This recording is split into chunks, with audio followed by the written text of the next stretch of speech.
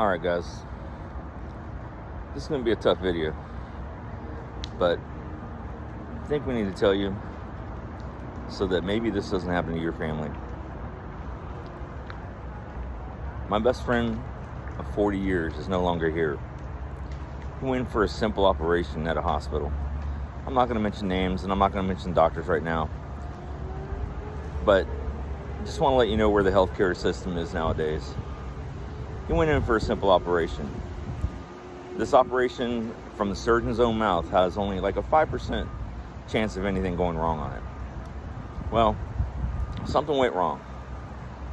The hospital for 3 days didn't figure out that anything went wrong.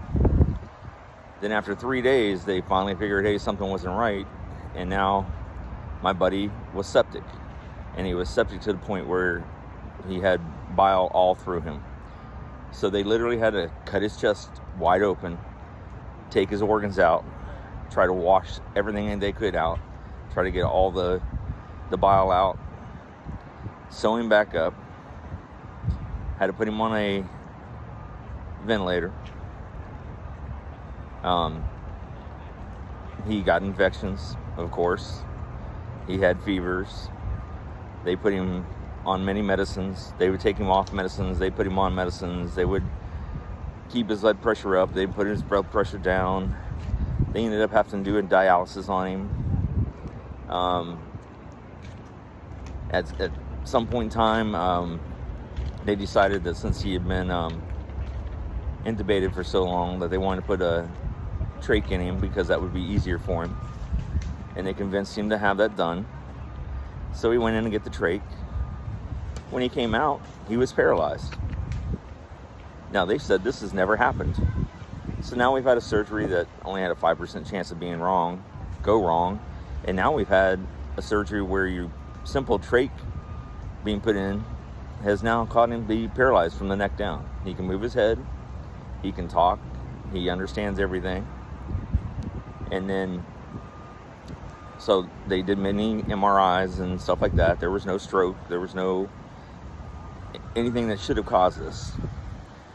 In the meantime, they can't figure out what it is. They have taken him on antibiotics and off antibiotics, which when you're septic, I don't think you should ever do. But, they did that.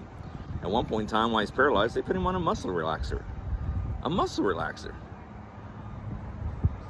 If you're not checking your people's medications every day and asking the doctor what they're for, you need to. Because they just don't care anymore. He was in hospital for over 60 days in the ICU.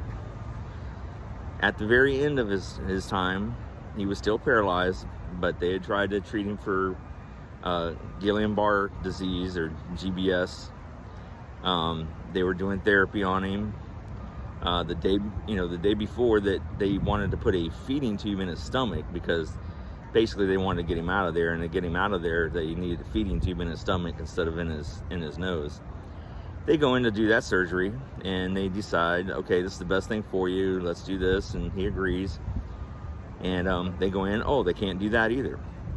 Well, he comes out that night. Again, he has a fever. He has an infection again.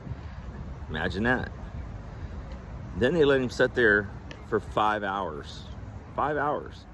With the heart rate going over 140 beats a minute. Where you can see where the nurses just emailed or texted the doctor back and forth. Nothing was done. Finally, he codes out. Once he codes out, they send him up to the other ICU, where basically they've now got him to the point where he's not going to recover. So they take him up there and they, try put him on every pressor there is and keep his blood pressure up and everything else. And eventually he dies. They did 3 surgeries. Not one of them was right. They put him on meds that he shouldn't have been on. So many things were wrong. And you know what? They don't care. And in the state of Florida, unless you have a spouse or a child under 25, you really can't sue. And they make the malpractice almost, to the point where you can't sue. And of course, he was already on disability, and he was 58 years old. So there's no money in it for a lawyer to do it anyway. But just really watch what your loved ones are doing. When you take them into these hospitals, you need to be on top of them 24/7. I would never leave my loved one in a hospital alone, not even for a couple hours. At this point in time, I wouldn't even go to a hospital. It's a shame that this happened, and I'm only telling you all this because maybe it won't happen to you. Rest in peace, Brent. We love you.